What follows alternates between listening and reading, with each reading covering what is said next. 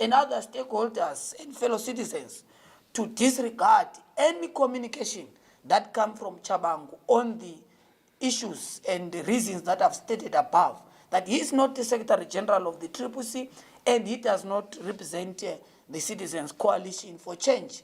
He is an impositor who acted on fraud, and I will take this opportunity actually to remind the Zimbabwe Republic Police and send our plea to the police that please act on the matter that we reported to the police. He's a fraudster and it's a criminal offense. And we have written to the police, we have reported the matter, we have shared with the media the RRB number, and we expect that the police, in their traditional professional manner, investigate and arrest this fraudster who has taken over illegally the movement of the citizens, particularly our intellectual properties, our signatories, our logos, our symbols, and going berserk in different offices, masquerading as an official of the Citizens Coalition for Change. So in that regard, we want to assure citizens to be steadfast.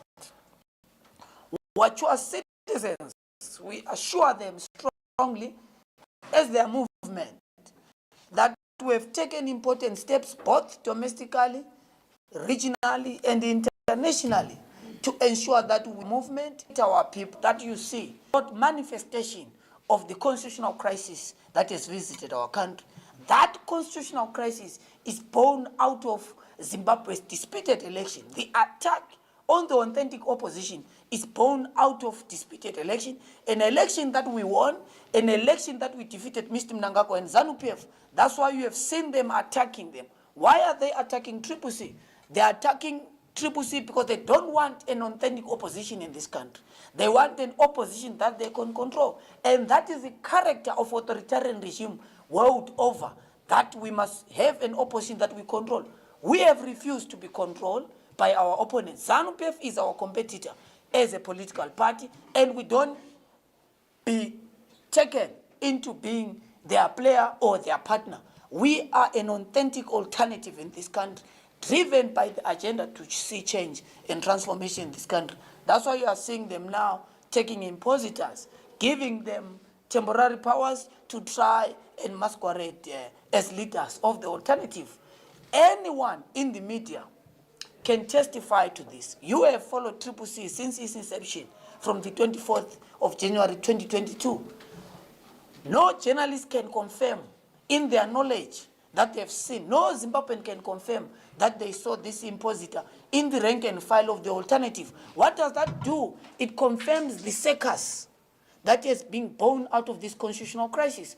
How do we reduce a country into a joke of a nation where we disregard electoral politics and electoral democracy because of the agenda to try and undermine an opposing voices? That is what is happening in our country. You can testify, fellow Zimbabweans and fellow citizens. It is clear for all who care to listen, to understand. In our history of campaigning, we launched this party, went into a by-election in 2022. We won these seats. Citizens, supporters us, went into this election, came up and tried. We made sure without doubt that we frustrate ZANU's attempt for 2/3 majority. And that's why we're being punished. That's why they've picked. But that's the character of authoritarian regime, to pick any individual and give them powers over the citizens project. That's why you see all this. We are spending $5 million US.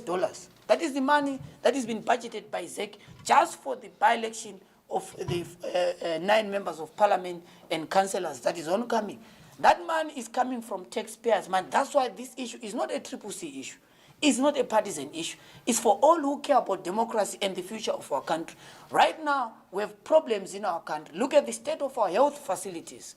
People are dying of diseases that could have been dealt with, but taxpayers' money is being spent on political issues. Why should our country be left in slow careering for 5 years? This country has been arrested by vicious cycles of disputed election. That's why we have said, and we communicated with regional players, because the crisis in Zimbabwe has a bearing in the region in terms of regional stability, because majority of Zimbabweans, when they see all these failed political maneuvers by ZANU-PF, what does that happen? People leave the country as political and economic refugees, and it has a huge bearing in the region. And therefore, that is on that basis that we have engaged the region so that they help us. While we are using domestic avenue to resolve the crisis in this country, we also engage the region so that we pivot the crisis in Zimbabwe. And you can see without doubt that this crisis has escalated. You can see without doubt that there is an attack on the authentic opposition, that there is an attack on citizens' power. Because when you close all democratic avenues of people to choose leaders, all democratic avenues for people to raise their voices, you set a country into a path of instability. And that is what we're avoiding as CCC. That was what we're avoiding as visionary and statesman leadership in the form of Advocate Nelson Chamisa. That's why we've given peace a chance, and that's why we believe that there must be engagement so that we're able to resolve these issues. Thank you very much, members of the media. Unless there are questions, our intention was to come here and clarify in terms of this important step that we have taken in relation to our illegally recalled members of parliament. Thank you very much. You want to twin that question with him? Yes, you can go ahead. Don't interfere. I'll twin the response. First and foremost, you ought to understand, and I want to emphasize this for avoidance of doubt and confusion. This thing that you are seeing is a ZANU-PF issue. It's ZANU-PF that is attacking the authentic opposition. Why are they doing so? All signs are clear. CCC defeated ZANU-PF in this election.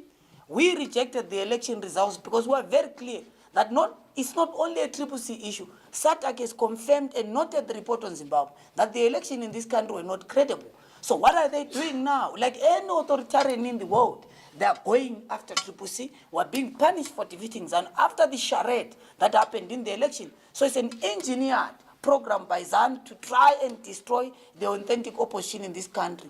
We are very clear we're not going to accept that. We remain focused. Our goal, you must understand why these blows and goes are coming against us. It's because our objective is to attain political power and govern differently. So they don't want people who govern with a difference. They don't want people who change the lives of ordinary people. So because we have put propositions to Zimbabweans, we have accepted CCC as a genuine alternative. That's why we're being punished. It is very clear in terms of how we communicate. I communicate with members of the media and fellow Zimbabweans through these official platforms and communications channels. And we've read to you what is our official position as CCC. And obviously, you know and understand that when you reach to us, we respond to you officially as a movement, and we've given you the official position. Individuals, my brother, look, we are different from ZANU-PF. We don't discuss and debate individuals. We debate issues. What are the issues in this country? Number one, the election of the 23rd was a sham, was shambolic. It failed to meet constitutional, regional, and international standards. Second, Zimbabwe has entered into a constitutional crisis because of our inability to resolve the vicious cycles of disputed election. Number three, what we must know as Zimbabweans is that we must be able to resolve this problem of elections. This country cannot be arrested by vicious cycles of elections. We can't be an election nation. That is the problem that CCC intends to address, and we pitch our propositions there. What individuals decide to do, I speak for and on behalf of the ordinary people, on behalf of the oppressed. And I will take this opportunity to make you aware, who are these people? Who are the drivers of the alternative as led by Advocate Nelson Chamisa? It is the oppressed. It is the downtrodden. Those people who wake up at the blessing of an empty stomach and a jobless existence because of failed state. Those are the people of CCC. Those are the drivers of this alternative. It is civil servants that work like you, my brother, from 8 a.m. up to 5 p.m. and getting a salary below the poverty datum line. Those are the drivers of this movement. That is the vehicle of the oppressed. It is the members of the media in the Zimbabwe broadcasting services who are sexually harassed for them to be promoted. Those are the people we represent as a movement because it is the vehicle of the oppressed. Why should people be harassed instead of merit being at the center of the program? Why should we as politicians be subjected to harassment because of holding a different view? This is the vehicle of those that believe in a future of this country, who believe in transformation. This vehicle, my brother, is for civil servants who work in the bureaucracy of the state, working every day and getting a salary below the datum line and getting bonus when the elite are giving themselves US dollar salaries. This is the movement for those people. The movement of students who cannot afford tuition fee. Those are the people, and those are the issues we represent, and those are the issues we discuss. Because we offer an alternative to change the lives of these people, regardless of their political orientation, regardless of their past, regardless of their religious view, regardless of their racial orientation. CCC is the vehicle for those people. And those are the issues that define us, and that is what makes us an authentic opposition. And we're receiving these blows because of believing in those values, because of believing where we stand. And people would ask, are we shocked? Are we flabbergasted? Are we in panic because of the attack? No. When we formed this organization, we were conscious that as long as you form an authentic resistance, an authentic vehicle against dictatorship, you are going to be attacked. We never expect this thing to be a one-day wonder. We never expect this thing to be a rose walk in the park. We went into the election knowing fairly square that it is a sewer pond, and we don't expect to come out smelling like roses. Someone will ask, why then do you continue going into the election in the context of the mirage and challenges that we face? Our method of struggle as CCC is we use elections to change governments. We are a non-violent democratic party which believes that elections are the vehicle to change government. We are going to contest all elections in this country, whether they are done underwater, whether they are done on ground. We are a democratic party that believes on election as a vehicle to change the lives of ordinary people and change governments. Thank you very much. I felt like you just meandered around it. I assumed, my brother, that you are an investigative journalist who understands, my brother, fairly well that any organization, including the media center we are in, there is no organization without exception, without contradictions. In this world, you, my brother, if you are married, you and your wife will always find points of disagreements. Those points of disagreement don't mean anything in the bigger scheme of democracy in our country. We can debate, we have had our debate in the party about which color we should choose. Then if you report that a certain leader had a different view on the color we should choose, then you want to say there are fissures. There are no fissures, there are no contradictions. We are a democratic party, we have discourse, and we defeat each other at the level of superior logic. Our difference with our opponent is that we don't criminalize holding a different view. So everyone in the democratic movement, the CCC, has an opportunity. That's why we have the Citizen National Assembly as one of the important governing bodies of the party to debate. When you come to those meetings, you think we don't meet eye to eye because we want to debate and sharpen our views on how to rescue Zimbabwe from this crisis. And naturally, my brother, me belonging to the Apostolic Faith Mission of Africa and you belong to SDA is a point of difference, right? But we are brought together by the idea of change, brought together by the idea of making the lives of ordinary people better. So that, I hope we sufficiently answered that question. Yes, maybe I'll take. Yes. A question on Monamo, I don't know that person. I'm sure you followed CCC. You have not heard that name yourself, unless maybe in other private conversation. We don't know the said individual. I don't know if the CCC does not know the said individual. The question on engagement, yes. Look, President Chamisa is focused on the task to make sure we made a resolution as a movement that our post-election agenda is in and around building a credible alternative. That is what we are focusing on, and President Chamisa, as a visionary of this movement, is spearheading that process in the presidency, and that's what the presidency is preoccupied about. Individuals can always say, whatever they want to say. Look, when you put a tortoise on a lamppost, what happens is that the confusion is not on us who are viewing the tortoise. The confusion is with the tortoise itself. Because it is worried, why am I here? And more importantly, how do I climb down? Because I don't have the wings to fly. So that's why you see all this confusion. And let me debunk one of the confusions for the benefit of the media. So the impositor comes up and say, we have called, people are calling me, they are saying, look, let me say it very clear on behalf of the CCC members of parliament and council deployees. No one has time for the impositor. People are very clear. We campaigned as CCC. We know our leadership. We know each other. We have no time There is no need for a member of parliament to be brought to try and justify themselves. They know where they stand. They are very clear. We are in parliament. Our mandate as members of parliament is fundamental on two things. And if you had followed parliament debate yesterday, you would tell why we are in that parliament. Number one is to make sure that we hold the executive to account. And we are doing so without favor. We are doing so without fear. And we are prepared to do so with our sweat and blood. Number two is to make sure that we represent our constituencies. And that's what we are doing by crafting a proper law. That is our agenda in parliament. Members of parliament are very clear on that responsibility. And they know you cannot wake up, my brother, today and want to try and tell me that my mother is Mrs. Gumbo. Mrs. Gumbo is not my mother. My mother is Mrs. Siziba. It doesn't change. That is a fact. Even if you decide to paint it or tell each other in different corridors on who my mother is, I know my mother. I talk to my mother. I remain with my mother.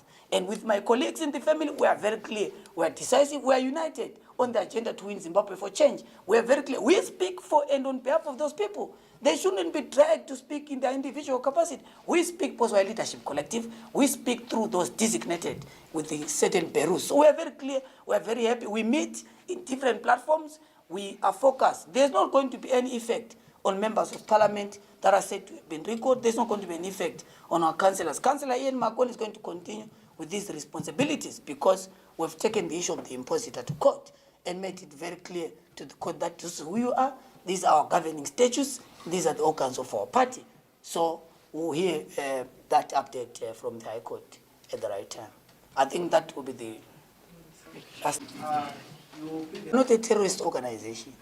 We're a constitutional party that believes in Chapter 12 institutions, that believes in rule of law, that believes in making sure that we take all the necessary legal steps when there are problems that we are confronted with.